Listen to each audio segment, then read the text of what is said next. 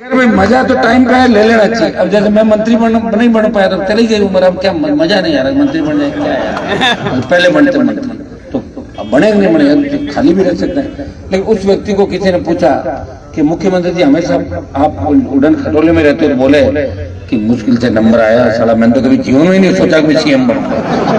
अभी तो मैं सोच रहा हूँ मैं बना कैसे, वो खुद को ही नहीं पता। वो भी इस बात को ढूंढ रहे हैं कि आखिर मुख्यमंत्री में किन समीकरणों से बना, अभी तो पता नहीं चला। तो ऐसे व्यक्ति अब राजस्थान संभाल रहे तो कुछ भी हो सकता है, इसलिए आपको मजबूत लड़ाकों की आवश्यकता है। मैं तो मोदी जी के लिए भी कहता था कि मोदी जी का कोई भरोसा नहीं। जिस तरह नोटबंदी करी, वो कहते कि जितना भी सोना है वो लोहा माना जाए और लोहा और सोना माना जाए, फिर क्या करोगे आप लोग बताओ।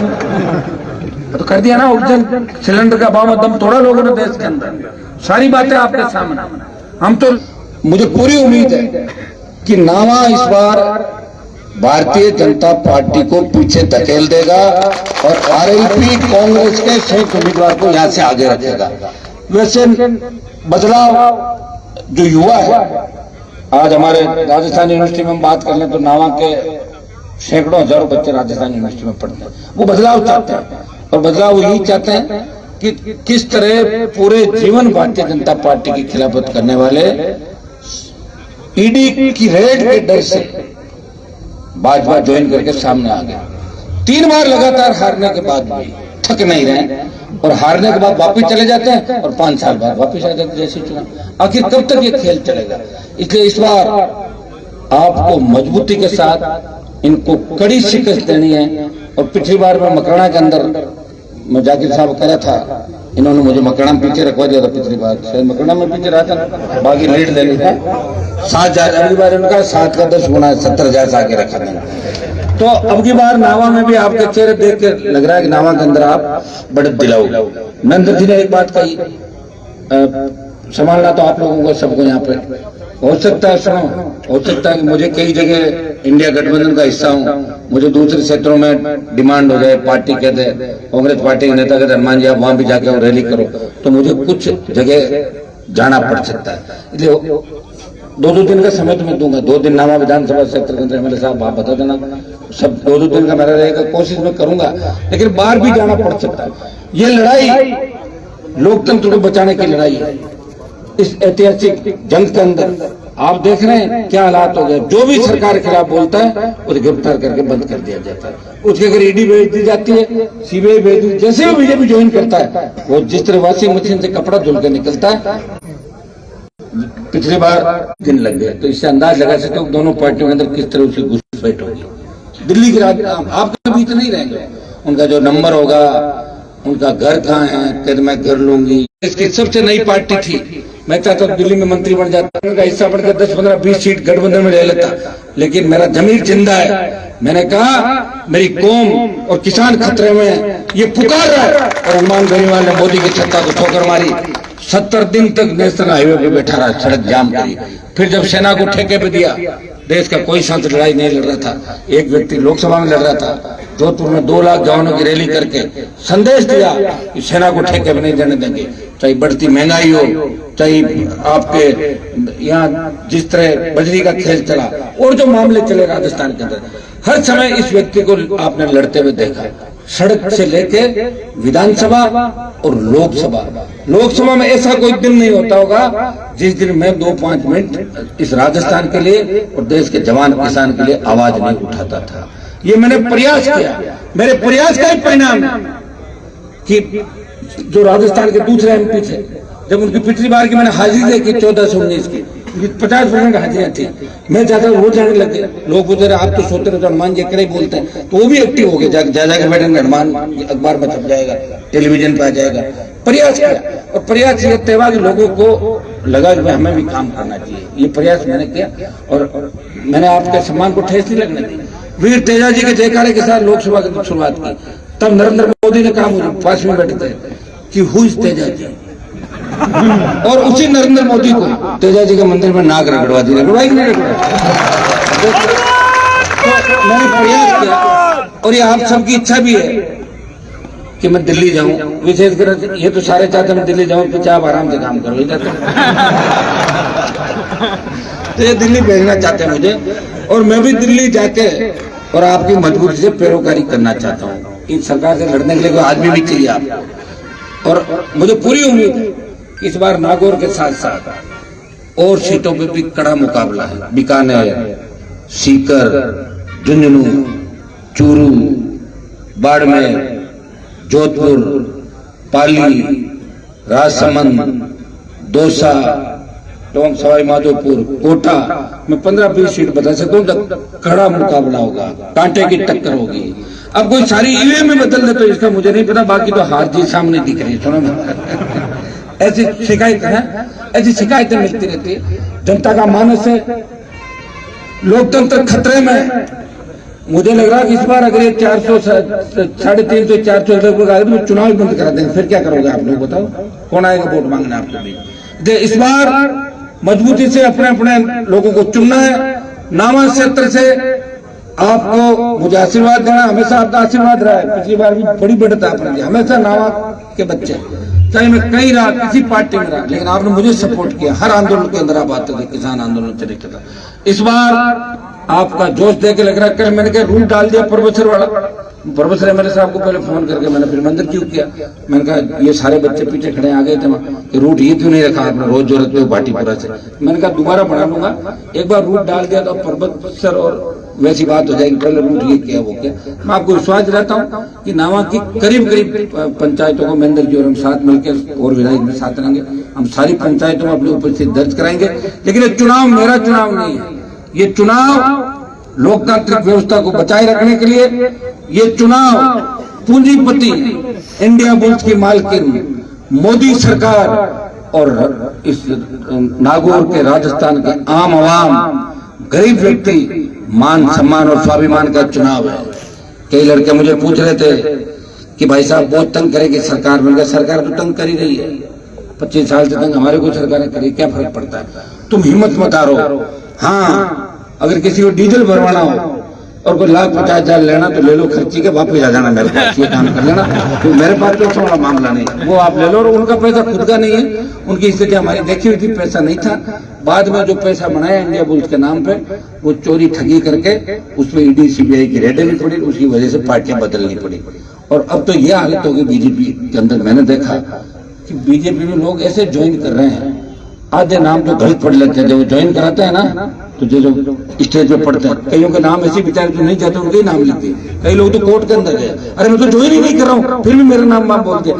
अब और बीजेपी नेता क्या करें कि दीवार फांद के आ रहे हैं, दरवाजे तोड़ के आ रहे हैं उनको। और एक बीजेपी का नेता बयान दे रहा था कि गांव में आग लगी तो चूहे छोड़ के भाग गए। अब बताओ, जो चले गए उनको चूहा भी बोल दिया उन्होंने। अब मैं उनको याद दिलाऊंगा तो उनको पता ही नहीं चूहा किनको बोला, उनको चूहा बोला जो भागे तो भाजपा के अंदर उनकी जो लंबे समय कांग्रेस ने हमें कुछ कैसे नहीं दिया। 50 साल से कांग्रेस पार्टी ने तुम लोगों को बहुत कुछ दिया।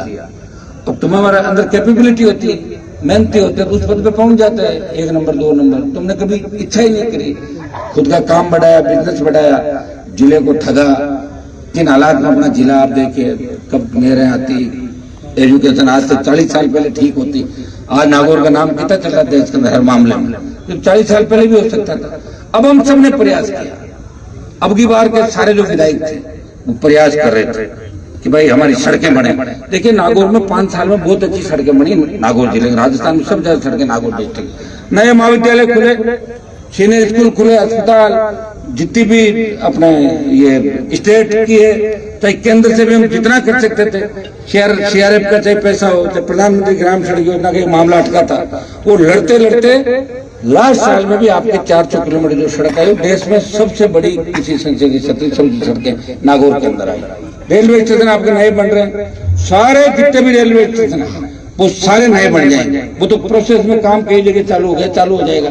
मैंने प्रयास किया 5 साल के अंदर कि आपकी आवाज बढ़ के और देश की सरकार का ध्यान दिलाया। हर जाति वर्ग की आवाज उठाई, हर समाज की आवाज उठाई। आप रोज मुझे देखते थे, जिस समाज को आवश्यकता पड़ी, हनुमान बेनीवाल उनके आगे खड़ा मिला, जिसने मुझे पुकारा, मैंने प्रयास किया। और ये लड़ाई कोई छोटी लड़ाई नहीं है।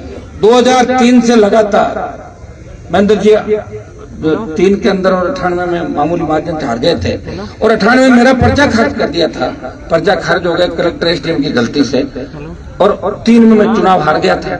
और आज मैं विधायक बनने के बाद बहुत से मौके आए कि मैं मंत्री बन सकता था सरकार के अंदर, दिल्ली में भी बन सकता था, लेकिन मैंने कहा मुझे मंत्री नहीं बनना, संतरी बन के मेरे भाइयों की सेवा करूंगा और सत्ता पे कब्जा करेंगे। इस हिसाब से हनुमान बेनीवाल राजस्थान के अंदर चला, वो देश के अंदर चला, चाहे हरियाणा के जाट आरक्षण आंदोलन का मामला हो, चाहे गुर्जर आरक्षण आंदोलन का, चाहे मराठा आरक्षण आंदोलन का हो, जिनको भी मेरी आवश्यकता पड़ी उनकी बात लोकसभा के अंदर उठाई। जिन छोटे भाइयों ने मुझे याद किया, चाहे उत्तर प्रदेश का था, चाहे झारखंड का था, चाहे बिहार का था, उनके मामले भी उठाए। हर गरीब पीड़ित व्यक्ति की बात मैंने उठाई। मैंने लोकसभा के अंदर ये कहा, मैंने कहा मैं राजस्थान के अंदर से आता हूँ, उस राजस्थान में जाट, मीणा, माली, गुजर, यादव, हमारी जो मुस्लिम ये संख्या है, मेघवाल ये संख्या है 75-78%, लेकिन हमारा एक भी हाईकोर्ट जज नहीं। ये बात 3 बार उठाई, परिणाम हुआ मीणा हाईकोर्ट जज बने और मुस्लिम हाईकोर्ट जज बने, दूसरी जातियों में बन जाएंगे धीरे धीरे। लेकिन ये बात कहने के लिए कलेजा चाहिए लोकसभा के अंदर, विधानसभा में सरकारों के खिलाफ बोलने के लिए, अपनी जाति के पक्ष में बोलने के लिए बहुत बड़ा कलेजा चाहिए। वो कलेजा हनुमान बेनीवाल के अंदर है और मेरी कतनी और करने के अंदर अंतर नहीं। धोखा किसी को दिया नहीं, जिसके साथ है और जिसके खिलाफ है, इतना विश्वास मैं आपको दिलाता हूँ। बात करने के बाद मैं कभी पलटता नहीं, ये मेरी आदत हमेशा रही है। आप जानते हैं, लगातार आपने मेरा संघर्ष सड़कों पर देखा है, बहुत लंबा वक्त चला गया। महेंद्र जी मेरे से आगे थे यूनिवर्सिटी के अंदर थोड़े से, पहले हम इनके लिए वोट मांगते थे यूनिवर्सिटी के अंदर, फिर बाद में ये मैं इनके बाद बना अध्यक्ष, लेकिन हमने शुरुआत करी और शुरुआत का परिणाम यह होता। आज हमारे नागौर जिले के 5000 से ज्यादा बच्चे, अब तो डीडवाना कोथम नाम का जिला अलग हो गया, लेकिन मैं तो नागौर ही कहता हूँ आज भी, नागौर जिले के 5000 बच्चे राजस्थान यूनिवर्सिटी में पढ़ाई कर रहे हैं। यही अगर 40 साल पहले होता तो हम कहाँ के कहाँ हो जाते। कौन जिम्मेदार था? अब इन बातों में जाने से कोई फायदा नहीं। अपने को तो इतना समझना है कि नेताओं को भी अगर ठीक किया तो हम सब ने मिलकर किया। पहले ये जाते नहीं थे कहीं भी, न शादियों में जाते थे, न मौत मरण पर जाते थे, आपको बराबर नहीं बिठाते थे, इनके कुर्सी लगती थी, बाकी लोग नीचे बैठते थे। इनको भी ठीक किया, गली गली घुमाया, गांव गांव घुमाया और इनको ये बताया कि आप बड़े नहीं हो, बड़ी जनता है, ताकत जनता के पास है, वोट से सरकारें बनती है और वोट से ही हम खड़े हैं। कई लोग कहते हैं एमपी साहब आपने मेरे गांव में काम करा दिया, कोई एहसान थोड़ी कर दिया, तो आपका ही काम है, हमारा कोटा थोड़ी होता है, एमपी एमएलए का कोटा नहीं होता, उनका खुद का ही जनता का पैसा होता है, हम जनता के लिए खर्च करते हैं। कोशिश ये करता है अच्छे काम के लिए खर्च करें। मैंने 100 करोड़ रुपए डीएमएफटी के सब लोगों ने हमने मिलके प्रयास किया, मीटिंग करा के राजस्थान में सर्वाधिक नागौर जिले को डीएमएफटी का पैसा मिला 100 करोड़, और उसमें सारे सरपंचों को उस दिन आप लोग तो शायद बिजी थे मीटिंगों में, मैं मीटिंग करा के और इसमें आके तय करा दिया तो ले लिया, मन तो बट करना पड़ेगा ना। हाँ तो अगर मैं नामा साल खूब आ गया नामा पैसा। तो ये हुआ था कि कलेक्टर के हमारे जो पेश हुए उन्होंने कहा साहब हम पंचायतों को एजेंसी नहीं रखेंगे, ये मामला हुआ। एक दो एमएलए भी बोल गए हमारे वहां बैठे बैठे, कैसा पंचायतों को मत दो, तो हमने कहा पंचायतों को ही देंगे पैसा, पंचायत ज्यादा अच्छा काम करेगी, सरपंच चुनाव प्रतिनिधि तो संघर्ष करके जो भी 100 करोड़ रुपए कम से कम जिले में काम तो आएंगे ना, लगेंगे तो सही, कहीं सड़क बनेगी, कहीं स्कूल बनेगी, कहीं अस्पताल के अंदर पैसा लगेगा। तो प्रयास आगे भी करते रहेंगे। मेरी तरफ से आप कोई कोर कसर नहीं, तो इतना विश्वास आपको दिलाता हूँ कि अब जो आपके बीच बात करके जा रहा हूँ उस बात में भी खराब मिलूंगा, आप निश्चिंत रहें। देरी हो गई आने के अंदर, वैसे देरी तो हो ही जाती, मेरी शादी भी लेट हुई थी आपको पता है। महेंद्र जी भी शायद मेरी उम्र में हो गई, इनकी थोड़ी सी पहले हो गई थी आपके। अरे कितना साल का आप तो लगभग हाँ 10-20 साल, सुनो अच्छा ही है, 25 जना, हाँ 98 से। हाँ तो फिर आप 28-30 साल के आपने कर ली, 30-32।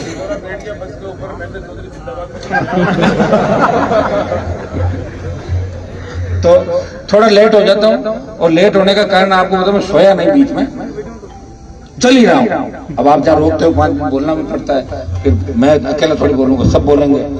और मैं इन सबको धन्यवाद दूंगा, नागौर के हमारे चारों कांग्रेस पार्टी के विधायकों का, और ये विधायक कहते हैं कि हमारे जो विधायक है 2000 वोटों कर रहे हैं, जाहिल वाला भी बहुत कम मार्जिन शायद 2-2.5 करा होगा। जो सातों आप उनको भी तो बुलाओ, 8 है ना, एक और लड़े थे ना कांग्रेस। नहीं मैं तो मेरी पार्टी का था, मैं तो मेरी पार्टी से था। 8 उसको बुलाओ जी, जाकिर साहब एक बुलाएंगे ना भाई, बोलो आप। हाँ कल फार्म भरे थे, बुलाओ पीछे मत रखो भाई।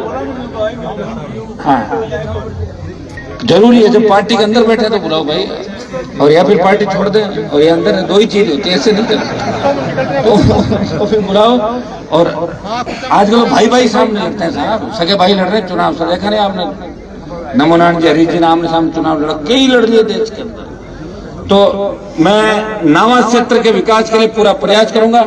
मेरे एमपी कोटे का पैसा मैंने नावा कुचामन के अंदर जितने हमारे सरपंच, को अलग तो सरपंच है नहीं, महेंद्र जी की वही सरपंच, वही मेरे, वही आपके बीजेपी के सरपंच है, वो बच्चे तो वही है सेम।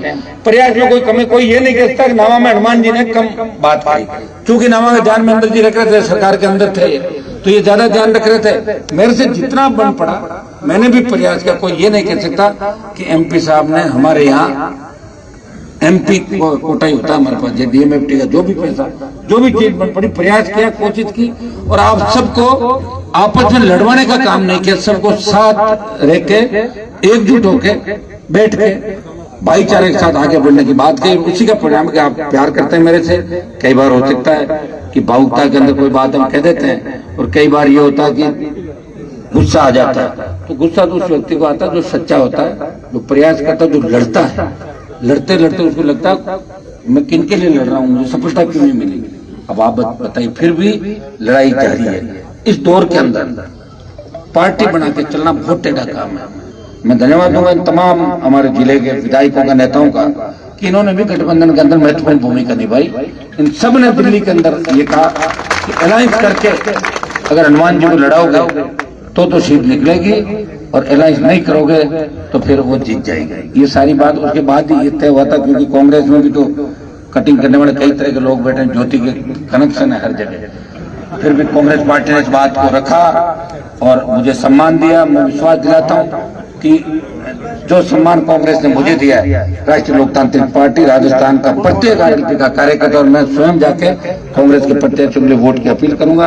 और भी सीटें 25-0 का जो सपना है बीजेपी का, उसको इस बार खत्म कर देंगे, आप चिंता नहीं करें। मजबूती से राजस्थान की जनता मजबूती से लड़ेगी। राजस्थान का जवान, किसान, मुस्लिम और जो सर्व समाज है, वो इस बार मोदी और अमित शाह का जो घमंड है उसको उतारने का प्रयास करेगा। आप देखिए राजस्थान में क्या हालात बन गए, जिनको मुख्यमंत्री बनाया वो दिन में 50 बार तो उनकी जबान फिसल जाती है, पता ही नहीं चलता क्या क्या कह देते हैं। 24 घंटे हवाई जहाज में रहते हैं, हमको पता है कि कभी भी हटाया जा सकता है। ये तो मजे ले लो, बाद में नहीं आएंगे।